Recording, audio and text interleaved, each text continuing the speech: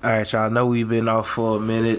We dropped y'all the summertime series to hold y'all over until we was ready to come back. Of course, like I say, with the off season is always slow stuff. So we didn't just want to drop gossipy stuff or just talk random things. We probably could have dropped some lists or whatever, but we ain't necessarily like to do lists either. But we're back. We're here. Media training day is back, which means the Hoopers are back. What season is this for us? How many seasons? What is 3? Third season? I don't know. 4? Third or fourth season. Third or fourth season. I don't know. We ain't keeping up with how long we've been doing it, but we've been doing it for a minute. So, as you know, I'm John W. Fresh X. And this is the Hoopers Pod. And like I say, it's media day. We're going to get into that. Of course, quotables will be out. Words will be said. Questions will be asked. There's going to be some highlights. All kinds of things. This was kind of a quiet offseason. I want to start there as far as trades and movement went along. Of course, Donovan Mitchell got traded to Cleveland for Colin Sexton, Lauri Markkanen, and a slew of picks. Rudy Gobert got traded to Minnesota for Patrick Beverly, Malik Beasley, a slew of picks as well. Danny Ainge is up to his old tricks again, acquiring assets and whatnot. Then Patrick Beverly was flipped over to L.A., who also brought back Dennis Schroeder. So that point guard trio is crazy. Had a big Eurobasket. He looked good over there, leading Germany.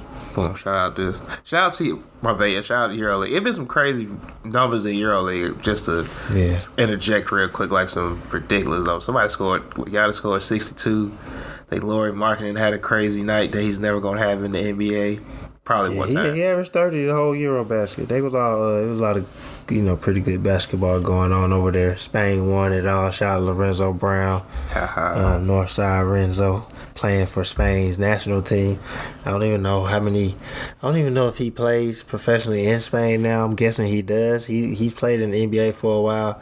He was on the G League Raptors team, and then he played for the Raptors. So I don't know how he got his nationality. Shout out to him though for getting it and leading them. Spain always winning the Euro. Yeah, I remember when that was first announced earlier this year, and the Spanish basketball community kind of went crazy about that, saying he was taking a spot that could have went to a player born there. Right. I didn't even realize. I forgot that he was on the team. So I was just watching one day, and I was like, "Oh snap, Lorenzo is on their team." And that's a big thing because they're talking about getting Embiid. Them are France. It seems like it's more likely that Embiid is going to play for France. But, yeah, you got some people that's talking about that. But there's always people. Like, Ibaka was on Spain's team. You know what I mean? So, it's happened. It's happened. Sure. It's happened. And just real quick, like I say, before we get back to NBA, summertime NBA, old talks are back again, but this time in a different format. Of course, with EuroLeague basketball going on right now, the talk again is how the EuroLeague or European basketball is better than NBA because of this, that, and the third. At one point, it was because of the skills and whatnot. Now it's because of the officiating and how they defend and how they. It's not necessarily the athletic game that the NBA is or the entertainment that the NBA brings. And to that, I'm not going to interject and go say nothing too crazy. This is a professional league. They're pros. Everybody's great players NBA over was there. way better than Eurobasket. We can go there first, absolutely. Because I just feel like, I just think about that. It's like all these players that come from the top players come from there, get drafted when they're young players or they come over when they're veteran players. And these players are supposed to come over and transition and be these great players over here. Not saying that those players don't sometimes find a role over here or stick in the NBA. But it's like, if it's so much easier, especially for the guys that come over that are supposed to be scorers, it's so much easier to score over here. Those players, at some point, you gotta acknowledge, like, y'all have trouble coming over here and scoring.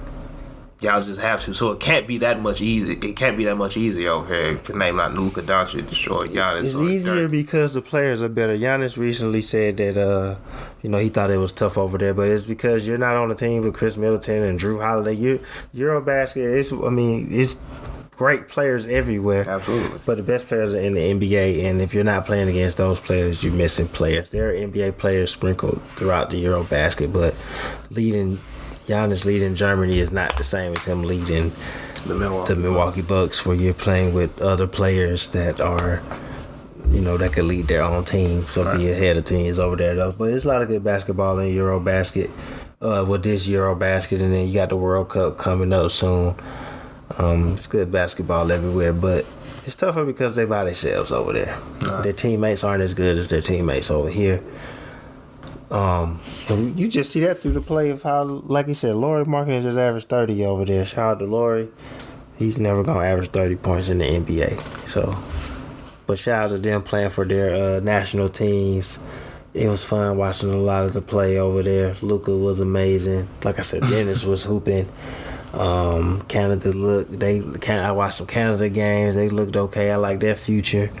Dang, man, the team that put out Luka, I can't think of their name right now. Poland.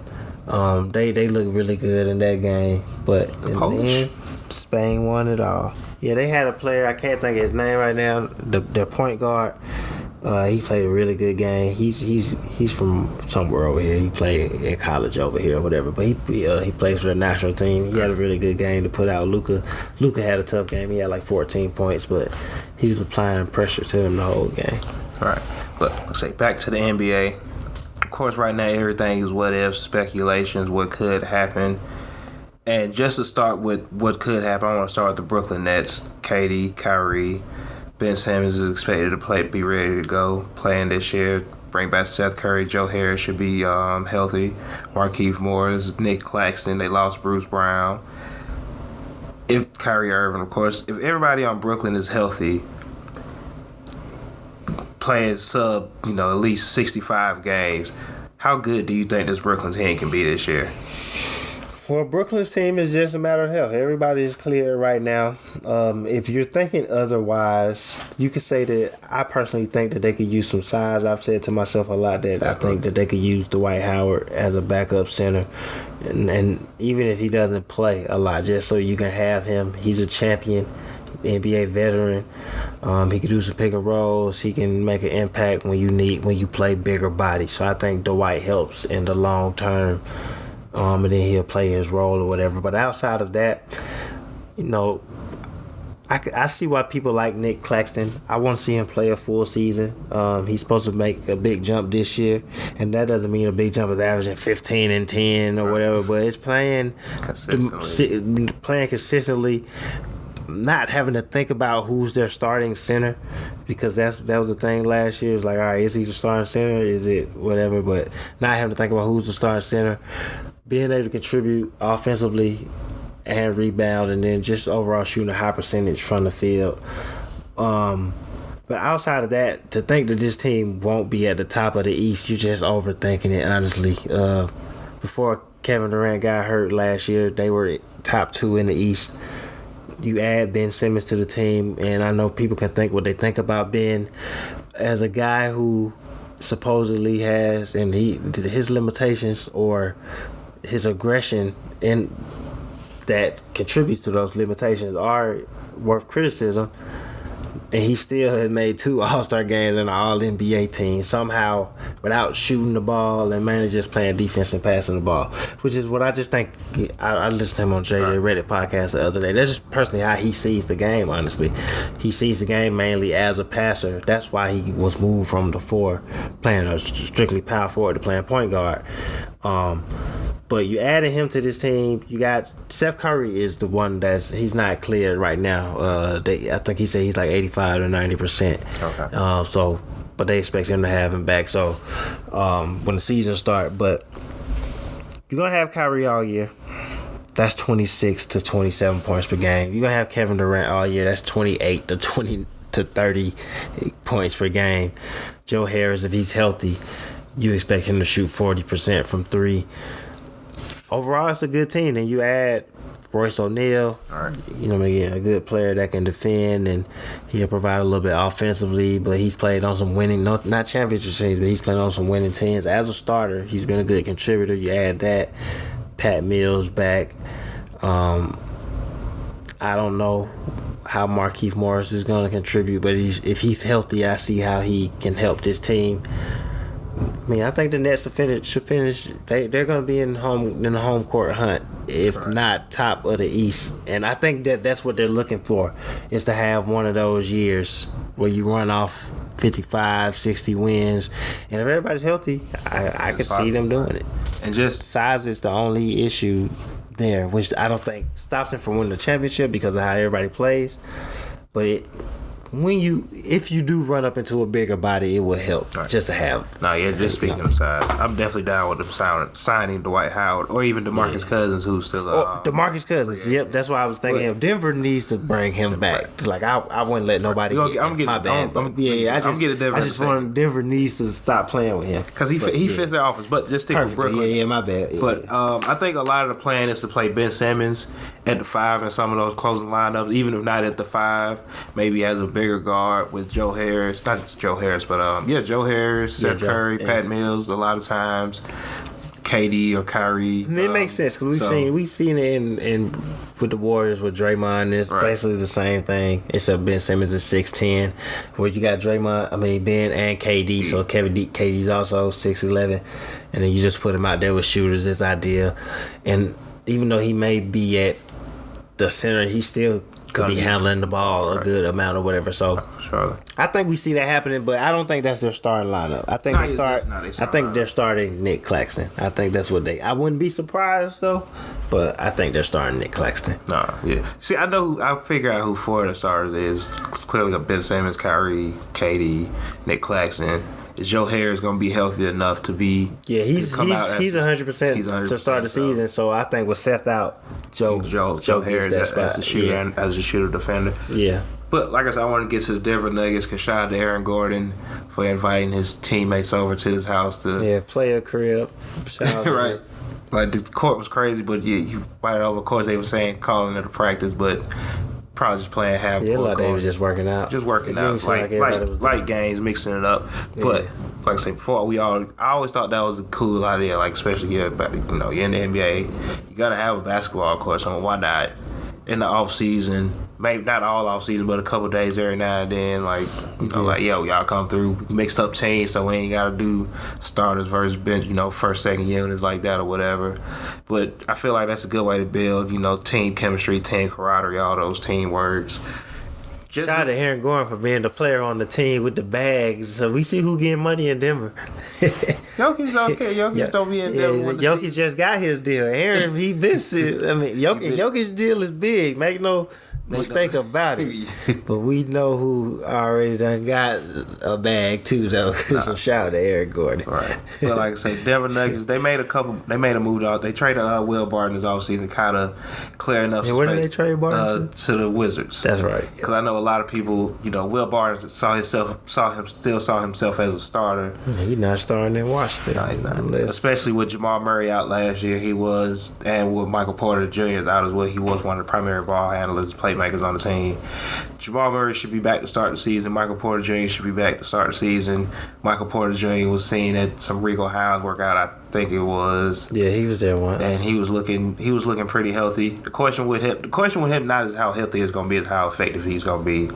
And because last year, even when he was on the court to start the season, he didn't really have the start that a lot of people thought he was going to have. Jokic just fresh off a second MVP, two straight back-to-back MVPs. Denver kind of had a disappointing season with all the injuries they had. Didn't really have enough playmakers to go around Jokic. Honestly, enough scoring at the minimum to go with his playmaking. Mike Malone has done a great job with this Denver team, with no matter what pieces he's had. What do you think are Denver's realistic expectations at this point in this core's time together? Because some people saw them as the next team out the West after Golden State that did get to a conference finals that 1 year, but we saw what happened the year after that. What are your real expectations for Denver? Denver got to be thinking at the minimum making the Western Conference Finals. You don't make the Western Conference Finals, it's okay to make it then. All right, they had their injuries this year, they had their shortcomings. We lose in the first round against the team that won the championship. Cool, but you got the back-to-back MVP. Who's on a big deal? Michael Porter Jr. is on a big deal. Aaron Gordon, just said he got a bag. He's on a big deal. And so is Jamal Murray. All of them have already been paid. So you got that core locked up. They're expecting to make the Western Conference Finals this year. They're expecting some of the younger players to start contributing, because when you just think about those players in itself, that's a solid team. Jamal Murray healthy, that's 18 to 20 a game. We just seen Michael Porter average 19 on the highest percentage since Wilt Chamberlain type efficiency. Type. And Jokic's thing is, like, he averaged 28 last year, 27, whatever it was last year, but I don't think he minds if he has to average 24, 25. I honestly didn't even think that he would be the scorer that he was last year, but once he came to his own and led them to that conference finals, you could just see him at the height of his powers in his game right now. But the type of facilitator he is, he doesn't mind moving the ball and things like that because more people are going to contribute scoring wise. And then you add Aaron Gordon, who's going to be a solid defender. If he's healthy, he's going to be a solid defender, athletic player. Occasionally he'll knock down some shots for them. It's how good is their core going to be? How good is Mike Malone going to be this year? Because I think if they're healthy and the players are playing up to expectations, it's going to be what is Mike Malone getting out of them at this too. And not to put Mike Malone on the hot seat, but you would think that they have, you have a good young core. You have Jokic is considered the top 5 player in the NBA. I understand the health questions about Jamal Murray, but it's fair to say he's considered a top 50 player in the NBA. And you have good pieces. It's high expectations for Bones this year. Like I said, it's building the core around your role players around that main core. But Denver has a team. I would definitely home court, but Denver got to be thinking conference finals and realistically. Can we get to the NBA Finals? Not back to the NBA Finals, but can we get to the NBA Finals? And I'm all for holding people accountable. And I just named 3 players that got max contracts because Aaron Gordon didn't get his deal in Denver, but he's on a big deal via Orlando. But they gave Murray his, not to count these guys cash, shout out to them. They gave Murray his 170. They gave Michael Porter his 170. And Jokic got 230, whatever he got. You ain't paying that just to lose in the first round, honestly. No, that's facts. Like you say, we can chalk last year up to players being and Jokic out. is doing his part as winning the MVP, but now you need Murray to be available. You need Michael Porter to be available. You need Murray to compete for being an all-star. One of them need to compete for being an all-star, and the other one, if our team is first place, he's an all-star too. If we're second, third, whatever, right. It's just a conversation. Maybe he's a replacement, but they should be fighting for 3 All-Stars this year. Right. And just I'm putting that pressure on them. And just real quick with Jokic, before we hop to the next team, back-to-back MVPs, I know is like, what more can you ask of him individually? How much better? Of course, you can always be better. You can do things better. You can add more to your game. But with the player who already has so much to his game, I don't care what people say. If you really watch the games, he was a better defender last year than he was. He's a better defender than he gets credit for. Like, that's first and foremost, right? That's first and like foremost. Everybody's not. I get it. Everybody's not gonna be the best defender and do everything well, but he makes plays when he holds his position. He makes plays when it's necessary. Like, he had a couple game-winning blocks last year. He makes plays when it's necessary. I get it that sometimes maybe you get lost. You could be a great defender and get lost in a play or take a play off. It happens. It's basketball. And because a lot of it, of course, comes from the pick and roll. Like, big pick and man roll. Like, should he's be slow. left. I get it. No big man should be left on an island with any guard. I don't believe. Like, that's ever, first and foremost, ever, and literally, nobody, and definitely not now. That's the whole point of the pick and roll. Like, let's get that mismatch. Sorry, he's bad in the pick and roll. Jokic is a better. He's not Embiid. He's not Giannis. But I'm not mad to have Jokic as my starting center. You're not playing him off the court in pick and rolls. Absolutely, honestly. Not. Don't leave him out there. But you're not playing him off the court. Right, don't leave him on the wing don't leave him on the island by himself. But if you could, like I say, what more could you ask of Jokic to help Denver get to that next level as far as competing to get to the, not even win the NBA Finals, but go to the NBA Finals? Right, but honestly, at this point, is it for him? He's in his powers of playing his game how he want to play it. He's playing. He can get to where he want to get. Now I think I've been watching the Lakers documentary. I can't think of the name of it, but it's on Hulu, and I'm at the point now. I'm up to date with it, and they just showed the episode where Kobe, when they finally win the championship, and they talk about him that last year, and that first championship they won, and how his leadership changed, and his approach was different. And even as he grew into the player, we heard this about Michael Jordan too. Not comparing Jokic to Jordan, but just comparing them to great players and how great players think about the games. Why I'm saying this is because I think about Jokic in the playoffs, and he had 40 a couple games, but it's those plays at the end of the game that's like I'm sure he'll give up a couple points to be able to make those plays at the end of the game. So what to get to my point was like Kobe them kind of figured out how to empower his teammates, even if, especially give him a little bit more trust and empower them, and then being able to take over, in the fourth quarter, even if that means, not that Jokic is trying to win the scoring title or nothing like that, or even that he cares to have the ball, but knowing when to, all right, because I get the point center thing. It works for their offense. But I think it would help for them sometimes, especially when you're going to be bringing back Murray, you're going to be bringing back, you expect Bones to take a bigger role this year, Michael Porter. More people need to touch the ball this year. So I just feel like he's going to have to figure out, like he had to be super ball dominant last year, and he's still passing the ball. I'm going all over about it because I'm not trying to paint him as a ball hog or a ball dominant player. But he's going to have, I feel like this year, figuring out how to play off the ball, empowering the other players, because Aaron Gordon can make plays. You're bringing back some highly talented type scoring players. Just being able to play that game more and fit with them. And then in the fourth quarter, it's all about me in the fourth quarter, and I'm taking over. I'm running point guard the whole quarter. No, so I think thinking as a really high IQ player, thinking the game more that way, and that's how you reserving yourself a little bit more and things like that. So I just think that's all that's left for him to do. Like players are always going to say they can get better. I hear Kevin Durant always say I'm trying to get better. And it's really no more better for them to get. And I don't say that in a negative way. The only thing left for them to do is how they think the game. When I'm aggressive, when I let Bones handle the ball, when we go through Murray, I need the ball every play now. I need to be efficient in these shots. I can never miss a shot here type of thing. That's all that's left for them to do is completely mastering. That's where Jokic is at. When you win back-to-back MVPs, like he's never going to be quicker. So I can't say, make him a better defender. I think he plays defense as good as he can, and I think he does it well.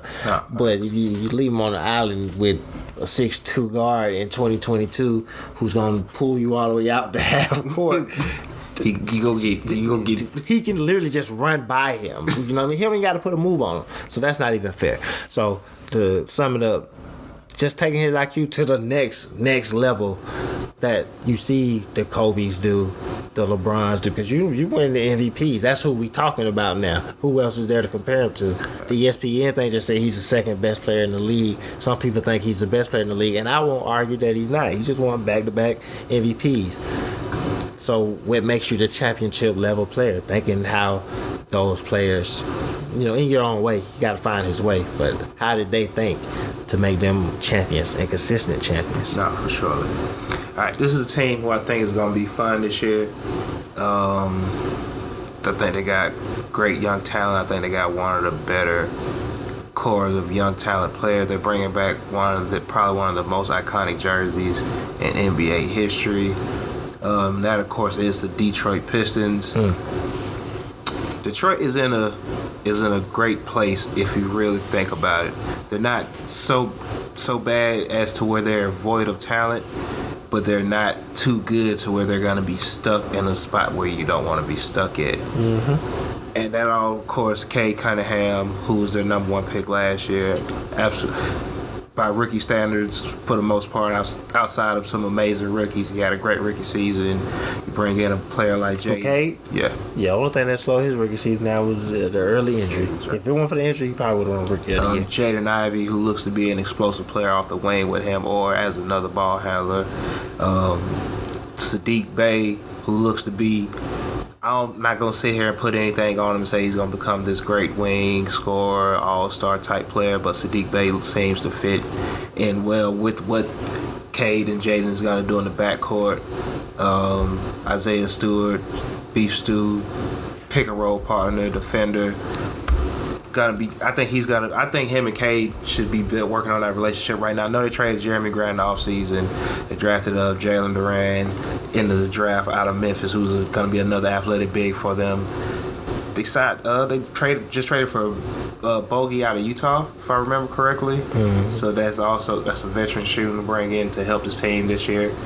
I've already said it. Shout out to Off the Ball Network. I said this in group chat like a month or two ago. I don't know when it was, but I've said it a couple times. Honestly, I think the Detroit Pistons this year have a chance to be a play-in team.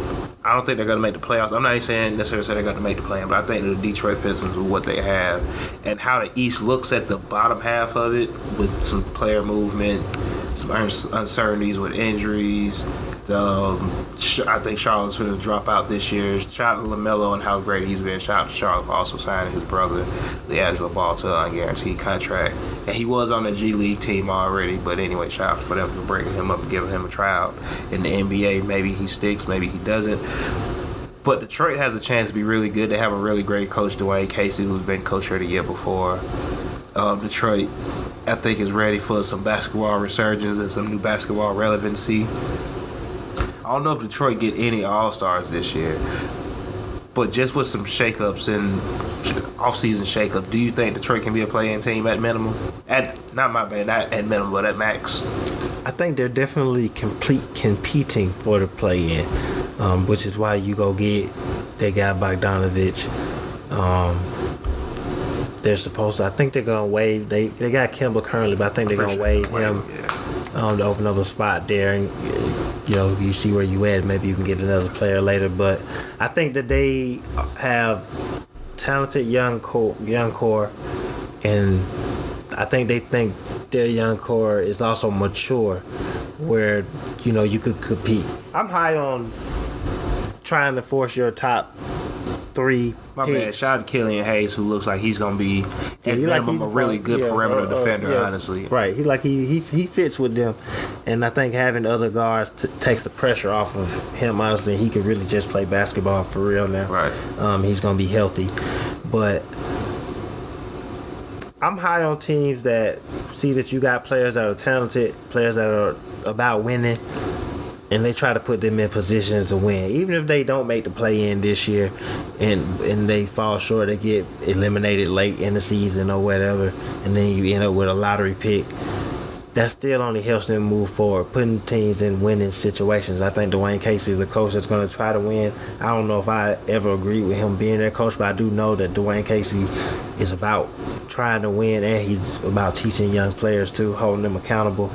And I'm about holding top picks accountable. You know what I mean? You pick these players high, especially when you draft in the top 5. K was number 1. K was number 1, right? Mm-hmm. Number 1 in particular. Then Jayden goes, 4? Mm-hmm. 4 or 5? Hayes, 4 or 5. Killian Hayes, 4 or 5. You want to see some. I feel like it's not crazy to think in the first couple of years seeing those guys compete, because those are, you think, teams are tanking for those top picks because they're supposed to be franchise-altering picks, even if that franchise-altering is just nudging us closer to the playoffs, making our team look good, and hey, now we can attract somebody else, or you pull off that big trade and you bring somebody in. So I think Detroit got a good opportunity this year to play for the play-in. Like you said, I do think some teams are going to fall out. LaMelo has been good in Charlotte. I don't know how much better Charlotte got over the summer, though, honestly. Miles Bridges gone. His situation. I thought they should have brought Trez back. They didn't. I don't know what Charlotte's looking like right now. New coach there. They brought Steve Clifford back. I don't really agree with that situation. I think it could go really bad in Charlotte, honestly. So that opens up a space in the play-in area for for Detroit. Right. But I think overall, just with their players being better, they're gonna compete and just try to be there. I don't know if they're gonna make it though, because it's hard. The league is good, period. So so it's hard, but. I think they're going to compete for it, though. It's not going to be easy night in Detroit, and I wouldn't be surprised to look up and hey, Detroit beat the Warriors last night. One of those things. They beat the Nets last night. They beat... Right, for sure. Don't be surprised when they beat one of those teams, at the top of the league. They beat Miami some random night, especially in Detroit. Right. And like you say, of course, it's always tough for young teams to not necessarily elevate to those positions, but just know how to get there. But it's definitely the NBA TV team to watch this year. Right, definitely going to be that. Dwayne Casey is definitely going to have them ready to go each and every night. That's going to be his mission this year. But how do you see this mix of players working? Whereas Jayden Ivy seems to be the explosive athlete, Cunningham, not necessarily a point guard, but he controls the offense like the point guard. Big guard, Penny Hardaway, Kyle Anderson, who once was a point guard, just players like that. Yeah. Sadiq Bey, like I said, I don't know if he's gonna be a 25 a night kind of wing, but he definitely seems to be gonna be a high efficient wing with at least 18 to 20 potential on any given year. Chris Middleton is a good comparison right now to me. He averaged 16 last year. Say Killian Hayes as another mix in with that guard, so you can kind of move either or off the ball or keep one or the other on the ball with him, Jayden, and Cade Cunningham. But how do you see this team mixing as a young team that's still trying to find what they do well in the NBA right now? I mean, I think what they do well fits with each other. And honestly, obviously they got to earn their spots. You're not going to just play them, but I hope Dwayne Casey's ready to just put them out there. But I think they're going to gel well because everybody fits kind of well. Even though Ivy, he was the main ball handler in college. I think he fits well as an off the ball kind of player, and not just the 100% main. I never like when one person handles the ball the whole time. Right. Anyway, and then Cade, he's played well as a high level guard, so he's just a smart point guard that can play in a lot of different positions. So Sadiq is honestly gonna be like kind of an ISO scorer that they need, a player that you can go to get a bucket. And then I feel like they got some talented bigs. Then Killian Hayes comes in, defensively. He should put a lot of pressure on the defense. If you can get him to knock down some threes, you just on from there. So definitely a lot of potential in the top court, and it's just building out the rest of the team for the Pistons. So. No, for sure. Like I say, just like I said, I think Detroit's gonna be really good. And shout out to the NBA, shout out to Nike for bringing those jerseys back for them this year, and just to go on to Charlotte, who just in seasons past, especially after drafting LaMelo, signing Gordon Hayward, Terry Rozier, drafting Miles Bridges, signing Montrezl Harrell, all this over the past couple of years. After signing Mitch Kupchak, Charlotte looked like they were starting to build, if not a winning brand or a winning organization, at least they had an organization with a mind and a set track where they were improving as far as players go. Just how serious other teams took them as competition on a night-to-night basis, even though this is the NBA. Charlotte had seemed to be becoming a stable NBA. Look at this offseason. It's probably not the offseason a young team or any team wants to have. Like I said, they went back to an old coach who left because of medical reasons, if I remember correctly. LaMelo Ball seems to be blossoming, but definitely got to need some other players around him. Montrezl Harrell and Miles Bridges both left with their troubles in the offseason. Where do you see Charlotte going from here? Like, where do they? You got LaMelo. Where do you go after that? See Charlotte going to the lottery. I don't see this team. I'd be highly surprised if Charlotte is even slightly good this year. Honestly, I like LaMelo. I think LaMelo looks good with other great players. I don't think he's the player to just hold down your franchise. And maybe he's gonna prove me really wrong this year. But I just don't see any talent on this team, honestly. You got Gordon Hayward. You're gonna hope that he's healthy this year and he could play. Book Night, you bring him back. You draft him last year. Maybe there's an opportunity for him to get some more minutes. But is it an opportunity where you got Rozier? They brought Dennis Smith Jr. in for training camp. Bigs. They bring Oubre back. P.J. Washington, Mason Plumlee. I just don't think this team is gonna be good this year. Charlotte's gonna be picking for the lottery. I feel like they brought Clifford back because they didn't know who else to pick at coach. They just didn't have no options at coach, and I don't know. I don't really get why they brought him back. Why he was the choice there. I think by the end of the year, I wouldn't be surprised if Charlotte was looking for a new coach and a new GM. Mitch Kupchak is the GM there. I wouldn't be surprised if they were looking for somebody new after the season. And Charlotte just got to find a direction. Melo made the All-Star team last year. He's obviously one of the great young point guards in the NBA wherever you put him. I think these are some years where I wouldn't want to lose Melo. And not in a sense of I wouldn't want to lose him just as a player. You obviously don't want to lose him as a player, but I don't want the team to start becoming a joke. I don't want... LaMelo's a player that seems... He's shown in everything I've ever seen of him. He's always seemed like he's a player that's loved to play basketball. Like he liked to hoop. But he also knows he has a star power to him also. So if it gets bad there, he's the only draw. I wouldn't want that to become a circus with him and LeVar. LeVar's been chill there. Honestly, he said some things here or there, but it ain't been too crazy. But LaMelo, if he made the All-Star team last year, and he doesn't make it this year, and the team is bad, and then you come out a year later and it's like, all right, y'all starting to wait LaMelo years. You definitely going to start hearing you want to get him out of there.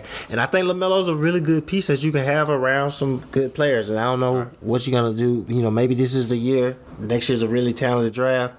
Hey, we're going to play out this year and see what happens. Because I just don't see this team being good this year. And even just from a bigger picture, look at that.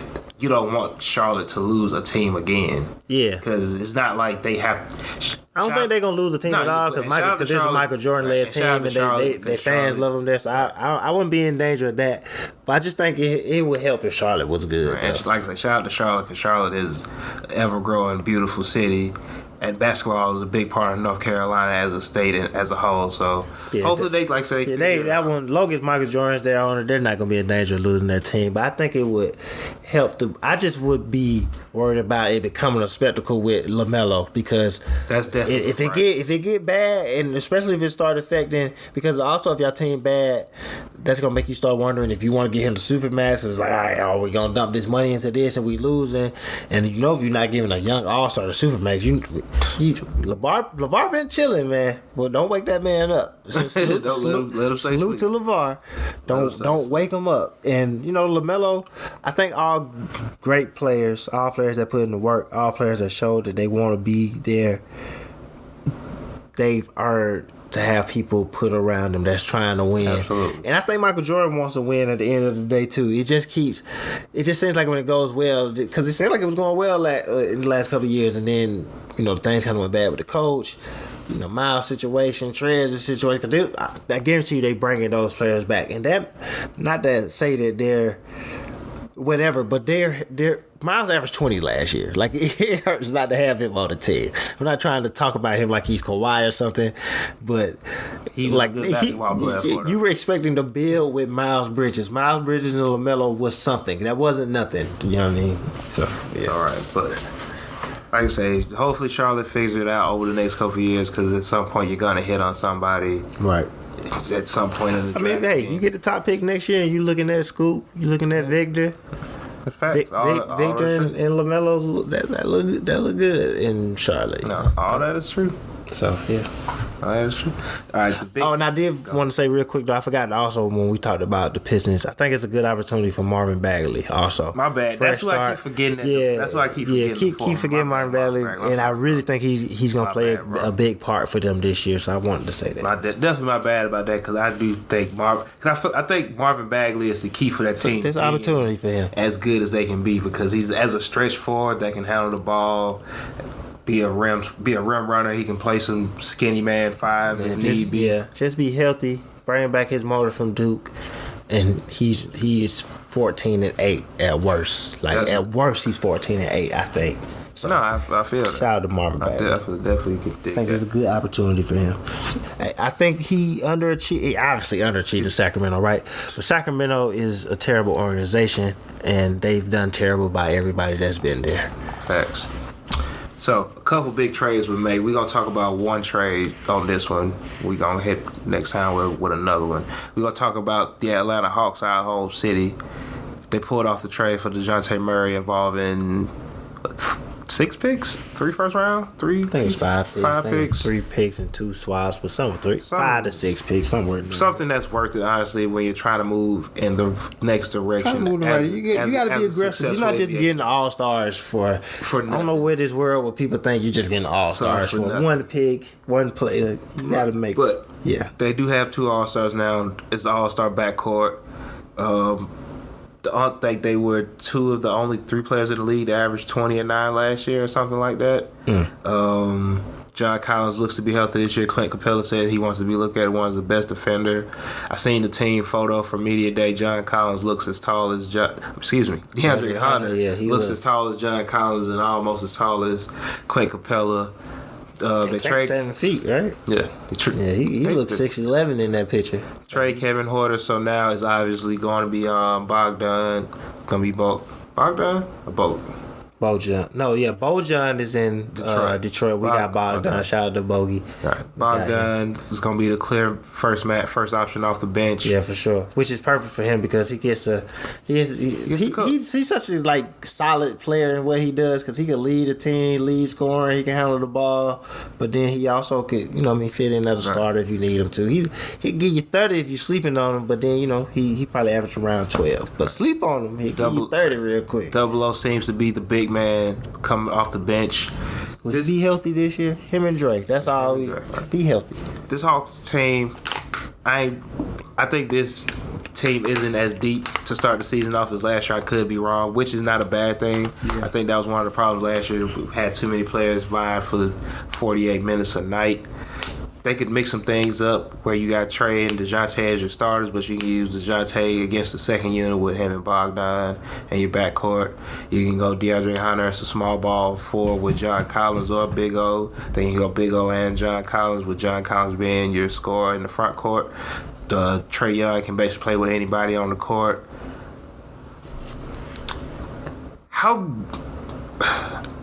What do you think Nate McMillan gets? Not how good. What do you think Nate McMillan gets out of this team this year? Who knows how good they're gonna be? We thought they were gonna be good last year, but what do you think Nate McMillan gets out of this team this year? This year, I think they all are coming in with a focus of knowing that the playoffs isn't sweet. You're not just getting there.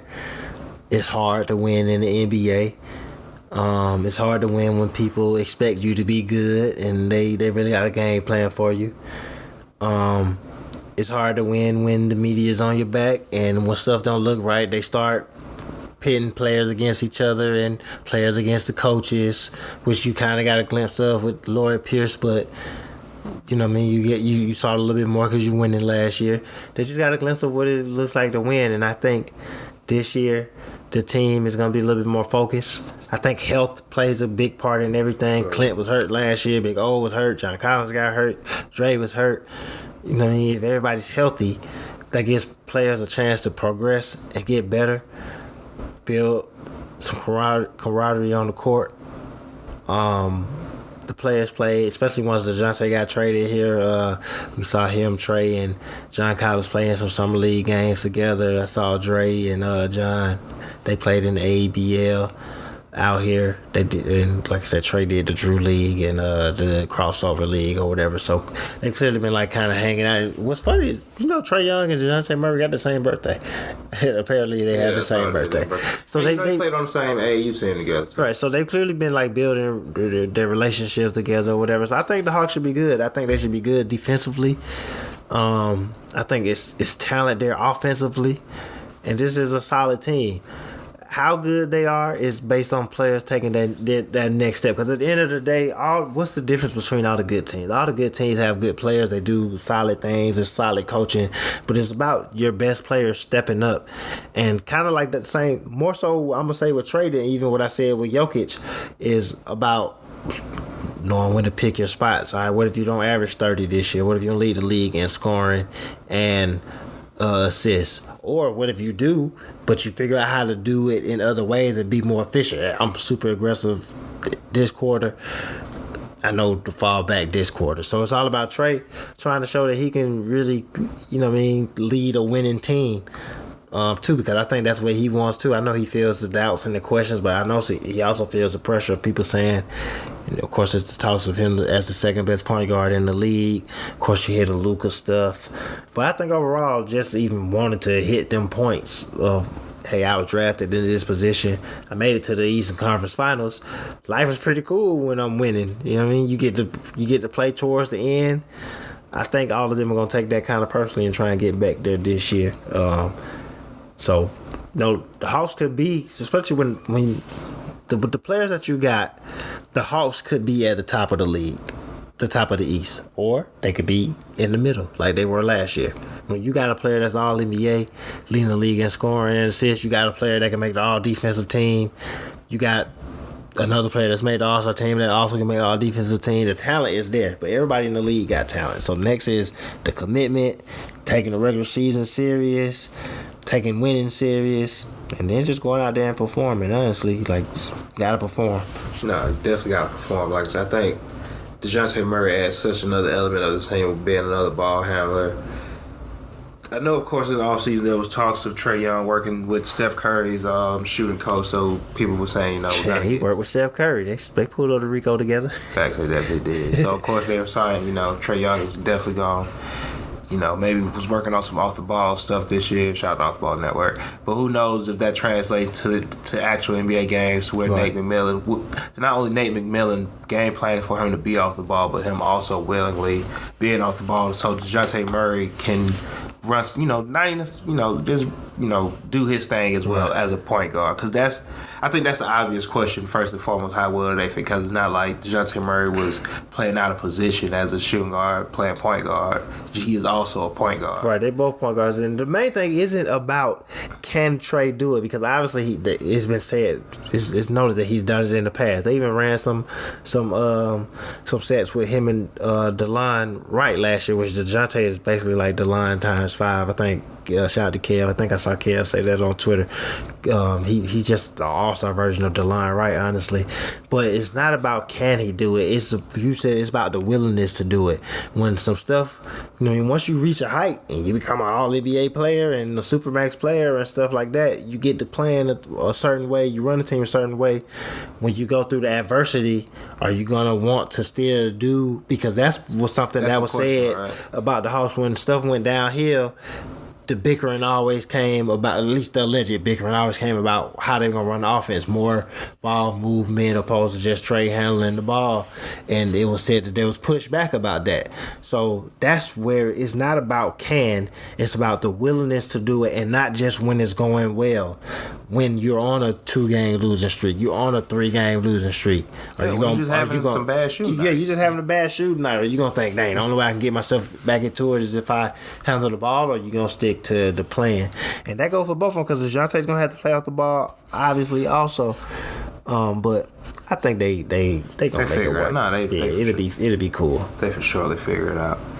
Just real quick, Markelle Fultz, who can't seem to get have it ready to go for a full NBA season, is going to be out with was it a fractured toe? Yeah, fractured toe, I believe it was. Yeah, so hopefully he heals up, safe first and foremost, so he can be able to live his life. But hopefully he gets back on the NBA court at some point, because I still believe Markelle Fultz can be a contributing player on the NBA team, whether that is a starter or just a high level role player. Truthfully. Honestly, I came into this year thinking if Markelle Fultz was healthy, he's going to be in the most improved conversation, honestly, especially because with him and Paolo, I think he's the best of their young guards. So, yeah, I thought he was going to be in that conversation.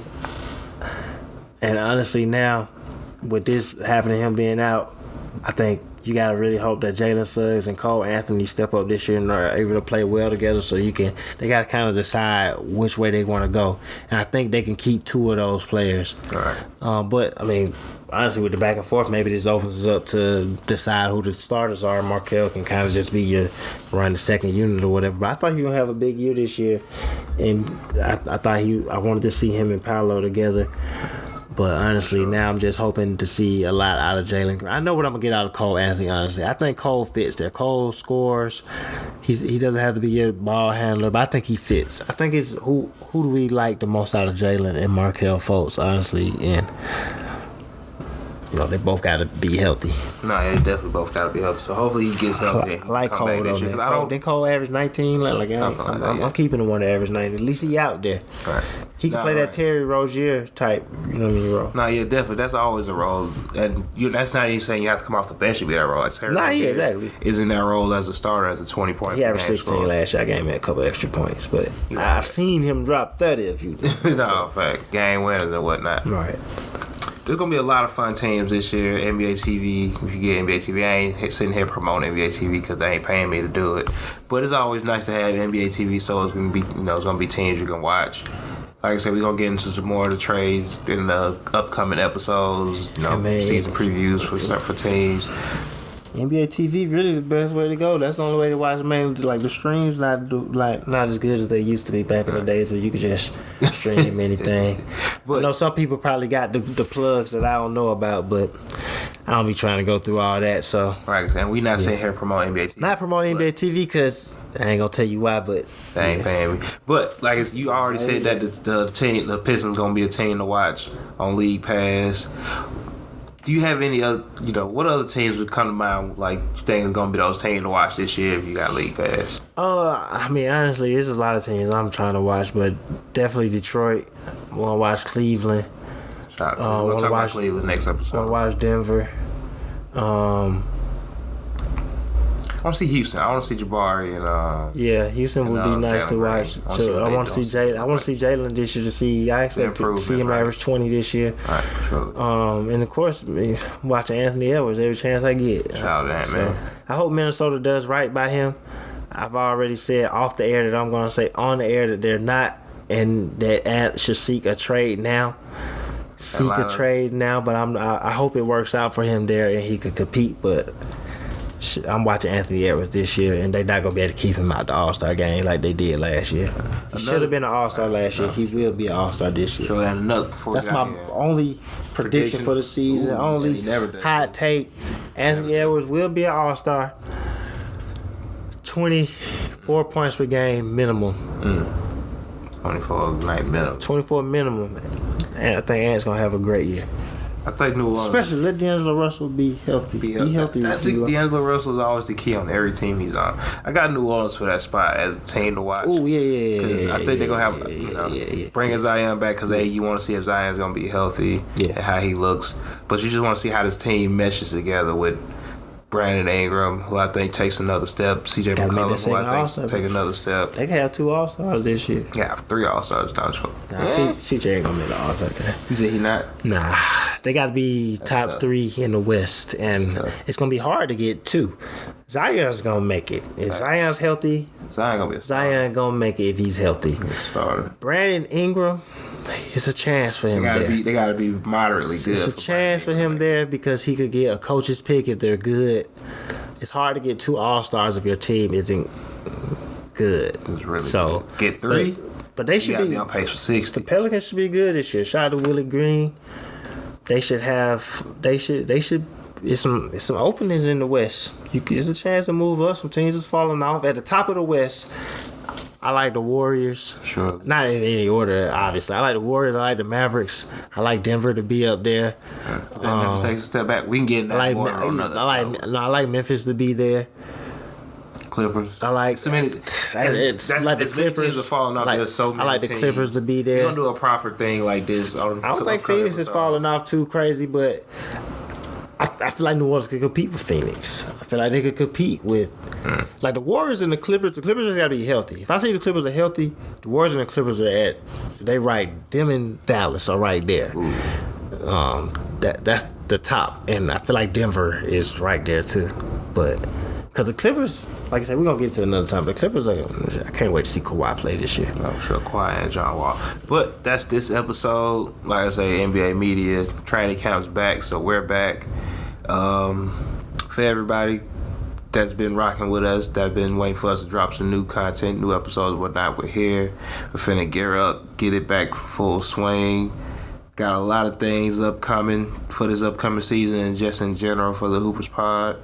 Y'all just be waiting because we got some stuff we want y'all to see. We got some plans for some stuff so we can give out some cool stuff for y'all and let y'all buy some cool stuff from us. Fresh, you got anything else? Nah, just as always, appreciate the listeners. Shout out to the Off the Ball Network. With the season back, we got some cool stuff coming. So make sure you be on the lookout for those type of things. You know, you can find us anywhere podcasts are available. Just search the Hoopers Pod, Apple, Spotify. I say mainly go to Apple and Spotify. Shout out to them. They showing us the most love. Shout out to Anchor. We back on Anchor. So shout out to Anchor.fm. Got something cool we gonna do through Anchor. Right. So shout out to Anchor. It's through Anchor and Spotify. Matter of fact, so shout out to Anchor and Spotify. But I mainly listen to Apple. Some people listen to Spotify. We on Google. We on a bunch of different pod sites. So anywhere podcasts are available. YouTube also. Make sure you follow YouTube. Search the Hoopers Pod on YouTube. Like, subscribe, comment. We dropping podcasts. Got some basketball videos we gonna drop. Make sure you follow at IG for basketball for sure. And I got a TikTok, but my TikTok is just a personal basketball TikTok, so I ain't giving that out. You just gotta find it, and if you find it, follow me. All right, with that being said, I'm Jayden Ivy. Fresh X. And we are the Hoopers.